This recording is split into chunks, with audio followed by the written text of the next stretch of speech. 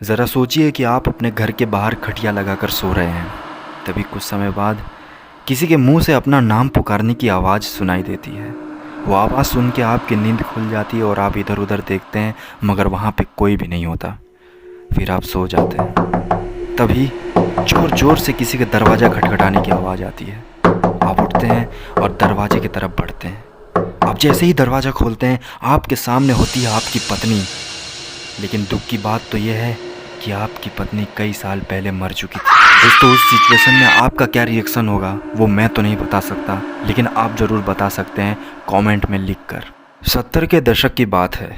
उस समय गर्मी के मौसम में घर के मर्द अक्सर आंगन में बिस्तर लगाकर सोया करते थे। लेकिन जैसे ही मौसम करवट लेता, आंगन और छत दिन ढलते ही सुन पड़ जाते। नवंबर का पहला सप्ताह था। हल्की गुलाबी ठंड ने दस्तक दे दी थी। मोहन जिद पर अड़ा था कि वो आज भी अपना बिस्तर आंगन में ही लगाएगा। और बेटे के दिल की बात वसुंधरा खूब समझती थी। वह जानती थी कि आज भी मोहन अपनी पत्नी की याद में रात को आंसू बहाता है।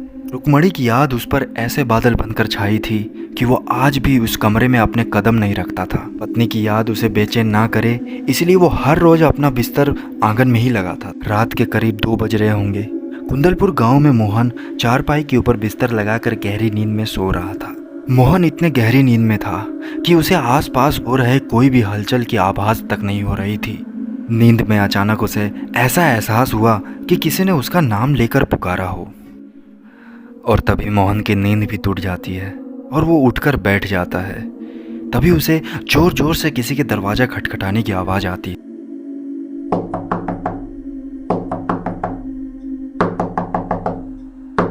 इतनी रात को कौन आ गया जो इतने जोर जोर से दरवाज़ा पीट रहा है?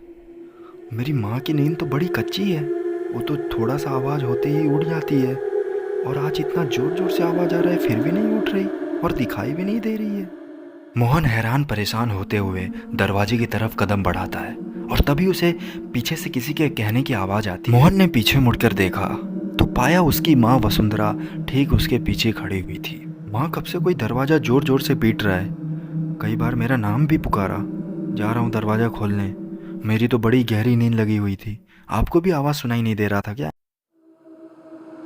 कैसी बात कर रहा है बेटा? कौन इतने रात को जोर जोर से दरवाज़ा खटखटाएगा? मुझे तो किसी की आवाज़ नहीं आई।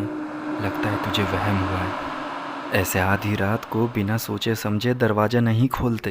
अरे नहीं माँ, मैं कोई झूठ थोड़ी ना बोल रहा हूँ।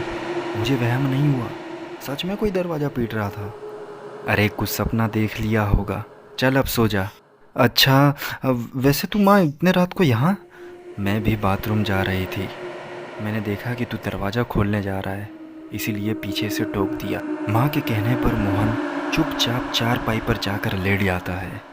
मगर अब तो उसकी नींद उड़ सी गई थी। वो अभी भी उसी सोच में था कि जो उसने महसूस किया वो वहम कैसे हो सकता है, और जो आवाज़ उसने सुनी वो झूठ तो नहीं हो सकती। मोहन चारपाई पर लेटकर करवट पे करवट बदल रहा था। तकरीबन रात के 2 बज रहे थे और मोहन एक बार फिर गहरी नींद में चला गया। और अचानक मोहन को किसी के कुएं से पानी खींचने की आवाज़ आने लगी। मोहन ने घड़ी देखी तो करीब 2:30 बज रहे थे।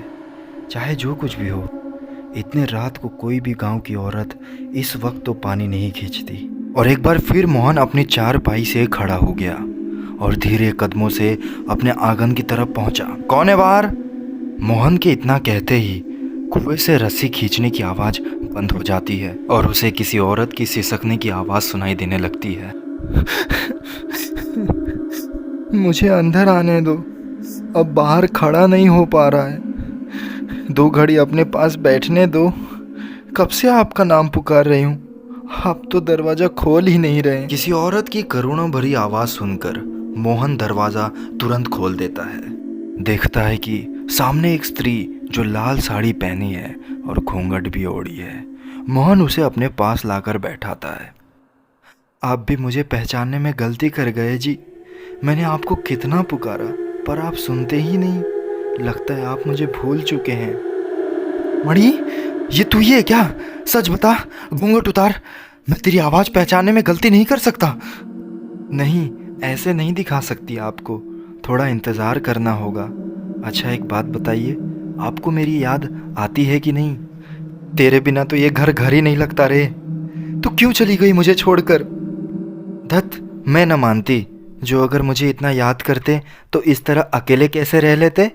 बताओ, साबित करोगे मेरे प्रेम को? हाँ, बता, क्या करना होगा? अमावस्या की रात को मैं तुम्हें लेने आऊँगी।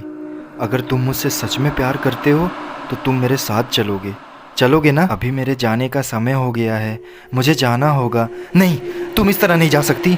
तुम इस तरह मुझे वापस छोड़कर नहीं जा सकती रुक्मणी। ठहर जाओ, मैं तुम्हारे बिना नहीं रह सकता।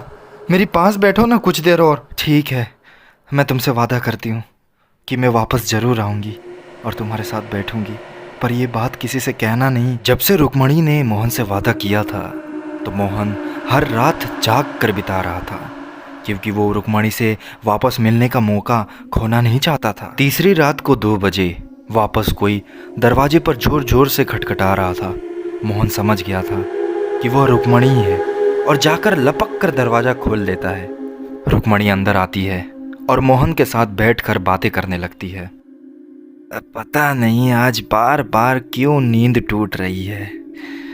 एक बार जाके मोहन को देख कर आती हूँ। पता नहीं क्या हो गया इस लड़के को। जब से वो रुक्मणी गई है, ना तो रातों को सोता है और ना किसी से बातें करता है। मेरा तो बड़ा जी घबराता है उसके बारे में सोच सोच कर। मोहन की माँ आंगन में आती है और देखती है कि मोहन चारपाई पर बैठा हुआ है। थोड़ा और नज़दीक आने पर पता चलता है कि मोहन न जाने किसी से बहुत बातें कर रहा था। जो इंसान दिन भर किसी से बात न करता, न कुछ काम करता, वो इतनी रात को किससे इतना बड़बड़ा रहा है? और झूला भी अकेला ही हिल रहा था। मोहन, यहाँ बैठे क्या बड़बड़ा रहा है बेटा? चल अंदर चल, यहाँ ठंड बढ़ रही है, यहाँ तबीयत खराब हो जाएगी। अरे माँ, मैं अकेला नहीं हूँ यहाँ, रुक्मणी है ना मेरे साथ। उसके साथ बात कर कर रात बड़े आराम से कट जाती है। रुक्मणी? कहाँ है रुक्मणी? वसुंधरा के इतना कहते ही हिलता हुआ झूला अचानक से रुक जाता है। लो, चली गई। उसे तुम्हारा आना अच्छा नहीं लगा, वो तुम्हें बहुत गुस्से से देख रही थी माँ। बेटे के ऐसा कहने से वसुंधरा के जैसे पैरों के तले जमीन खिसक गई थी। किसी तरह अपने आप को संभालते हुए वसुंधरा अंदर गई और जाकर अपने पति को उठाने लगी। अरे मोहन के बापू, उठो। मैं कहती थी ना कि मोहन को अकेले आंगन में मत सोने दो, लेकिन आप लोगों ने मेरी एक बात पर भी गौर ना किया। अरे कुछ पता भी है आपके छोरे के साथ क्या चल रहा है? अरे भाग्यवान, क्या हो गया? क्यों आधी रात को शोर मचा रही हो? वसुंधरा कुछ कह पाती उससे पहले ही उसे चक्कर आ जाते हैं और वो जमीन पर धड़ाम से गिर जाती है। अगले ही दिन वसुंधरा को तेज बुखार ने जकड़ लिया। उसकी हालत इतनी ख़राब थी कि मुंह से एक शब्द भी फूट नहीं रहे थे। किसी तरह शाम होते होते बुखार थोड़ा सा कम हुआ और उसने मोहन को अपने पास बुलाया। मोहन, मैंने तुझसे पहले भी कहा है कि तू बाहर आंगन में अकेला मत सोया कर, और आज से, अभी से तू हनुमान चालीसा का पाठ पढ़ा कर। और तू सच सच बता, क्या वो रुक्मणी सच में तुझसे मिलने आई थी? माँ, जीते जी तो तूने उसे चैन से जीने ना दिया, अब मरने के बाद तो उसे चैन से जी लेने दे। और मैं बता रहा हूँ, अगर मेरे और रुक्मणी के बीच में कोई आया तो मैं चैन से नहीं रहूँगा। और वैसे भी 1 हफ्ते की बात है, उसके बाद मैं यहाँ से जा रहा हूँ। क्यों? कहाँ जा रहा है? अरे तू पागल बावला तो नहीं हो गया? जा रहा हूँ अपनी रुक्मणी के साथ। वैसे भी अब मेरा मन नहीं लगता इस घर में, वो जहाँ रहेगी वहीं मैं रहूँगा। होश में आ छोरा, लुगाई के गम में बावला हो गया है क्या? कुछ होश है तुझे? क्या कह रहा है? अरे मर चुकी है रुक्मणी, और मरे हुए के साथ मरा नहीं जाता। अब वो रुक्मणी नहीं, प्रेत है। खबरदार अगर मेरी रुक्मणी के बारे में कुछ कहा तो। तभी अचानक मोहन की आंखें सफ़ेद हो गई और चेहरा बदला बदला सा, एक अजीब सी आवाज़ में उसने कहा, जब ये मेरे साथ आना चाहता है तो तू उसे क्यों रोक रहा है? दूर रहे वरना पछताएगा। मोहन का ये रूप देखकर सभी सदमे में आ गए थे। इसके बाद किसी के भी मुंह से एक शब्द नहीं निकला। कुछ देर बाद मोहन सामान्य हो गया, लेकिन अभी भी उसके चेहरे पे बेचैनी सी छाई हुई थी। अगले 2 दिनों में मोहन ने ना तो किसी से बात की और ना ही कुछ खाया पिया। बस हर वक्त टहलता रहता और अपनी उंगलियां गिनते रहता। और रात में सबके सोने के बाद आंगन में अपनी चारपाई लगाकर बैठ जाता। छोरे के रंग ढंग देख रहे जी आप, पूरी तरह से उसके वश में हो गया है। लगता ही नहीं कि ये हमारा छोरा है। अरे मुझे तो लगता है सच्ची में ले जाएगी हमारे छोरे को वो। ओ जी कुछ करो, नहीं तो हाथ धो बैठोगे अपने बेटे से। 16 की उम्र में ब्याह करके मोहन के घर आई थी। मोहन से बहुत सारा प्यार तो मिला, मगर सासू माँ वसुंधरा के आंखों में हमेशा खटकती रही। और कारण था रुक्मणी का निसंतान होना, जिस कारण सास वसुंधरा रुक्मणी को खाली खोटी सुनाने में कोई कसर नहीं छोड़ती थी। ब्याह को करीब 13 वर्ष बीत गए थे, मगर अभी तक खुशखबरी सुनाई नहीं पड़ी थी। रुक्मणी और मोहन की आज सालगिरह थी। रुक्मणी 16 श्रृंगार करके एकदम नई नवेली दुल्हन की तरह तैयार हो चुकी थी।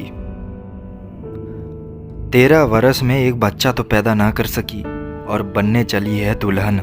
मोहन और रुक्मणी पूजा करने के लिए मंदिर जा ही रहे थे कि बीच रास्ते में वसुंधरा ने वापस बहू को खाली खोटी सुनाने लगी। मेरे तो भाग्य ही फूट गए हैं। ऐसी सूखी बेल मैंने अपने आंगन में लगाई कि मेरे आंगन की हरियाली ही खा गई। अरे ऐसी कौन सी खुशी दे दी तूने जो मैं तेरी सालगिरह मनाऊं, और दुल्हन बनी घूम रही है मनहूस कहीं की। अरे मैं तो कब से बोल रही हूँ दूसरी शादी करके अपने वंश को आगे बढ़ा ले, लेकिन ये छोरा तो जैसे अपने पत्नी के पल्लू में बंध गया हो। अरे अगर तू मर जाती ना तभी सही होता, कम से कम एक दूसरी बहू तो ला पाती और अपने आंगन में बच्चों की किलकारियाँ तो सुनने को मिलती। तेरे जीते जी तो ये छोरा मानेगा नहीं दूसरी ब्याह को। सास का कहा एक एक शब्द आज रुक्मणी के सीने को छलनी कर रहा था। उसे ये सब बातें बहुत ही बुरी लग रही थी, जैसे मानो उसके आंखों से अभी आंसू निकल ही आएंगे। फिर वो अपनी घूंघट ओढ़ने लगी और धर धर रोने लगी। जब सास के ताने उसके बर्दाश्त से बाहर हो गए तो रुक्मणी वहाँ से तुरंत चली गई और बाहर जाकर कुएं में कूद गई। जब कई घंटों तक रुक्मणी घर में दिखाई न दी तो चारों ओर सभी ढूंढने लगे और अचानक ही मोहन की नज़र कुएं में पड़े लार चुर्नी पर चली गई, जिसे देखकर उसकी तो मानो चीख ही निकल गई। वह आखिरी बार था जब किसी ने मोहन के मुंह से आवाज़ सुनी थी। उसके बाद तो मोहन ने एक ऐसा काम किया जिसके बाद उसके घर वाले उसके बातें सुनने को तरस गए। मन ही मन माँ वसुंधरा भी बहुत दुखी थी। वह गुस्से में कभी कभी कठोर शब्द बोल देती थी, मगर वो वास्तव में कभी भी ऐसा कुछ नहीं चाहती थी कि रुक्मणी ऐसा कुछ कदम उठा ले। रुक्मणी की मौत का मोहन को ऐसा सदमा लगा जैसे वो मन ही मन खुद को ही दोषी समझने लगा। रुक्मणी की मौत के बाद उस कुएं के पास अजीबोगरीब घटनाएं होने लगी। कभी किसी औरत की चीखने की आवाज़ आती तो कभी उस कुएं के पास किसी के खून के छींटे दिखाई देते, कभी खून से सने पैरों के निशान दिखाई पड़ते, तो कभी कुएं का पानी पूरा लाल हो जाता। गांव में धीरे धीरे ऐसी बात फैलने लगी कि रुक्मणी को अभी भी मुक्ति नहीं मिली है और अब वो प्रेत बन चुकी है जो अपने होने का एहसास करा रही है। पूरे परिवार में डर का माहौल फैल गया था। इसीलिए वसुंधरा और उसके पति एक तांत्रिक के पास जाते हैं। आपके बहू की अकस्मात मृत्यु हुई है, इसमें कोई संदेह नहीं कि वो प्रेत बनकर आपके घर के आसपास भटक रही हो, और वो कुआं आपके घर के अंदर ही है। इसीलिए सबसे पहले तो उस कुएं को अपने घर के 4 दीवारी के बाहर कर दो। बाबा की बात सुनकर घर का दरवाज़ा गिराकर कुएं के दूसरी ओर से एक नया दीवार खड़ा कर दिया गया और कुछ ही कदमों में अब वो कुआं पास पड़ने लगा। सबके मन में डर तो था, मगर बाबा के ऊपर भरोसा करने के अलावा कोई और रास्ता भी तो नहीं था। जब से उस कुएं को 4 दीवारी के बाहर कर दिया गया, तब से वो घटनाएं धीरे धीरे कम भी होने लगी। लेकिन जिस दिन से मोहन को उस रुक्मणी से बातें करते देखा, उस दिन से वसुंधरा की चैन छीन चुकी थी।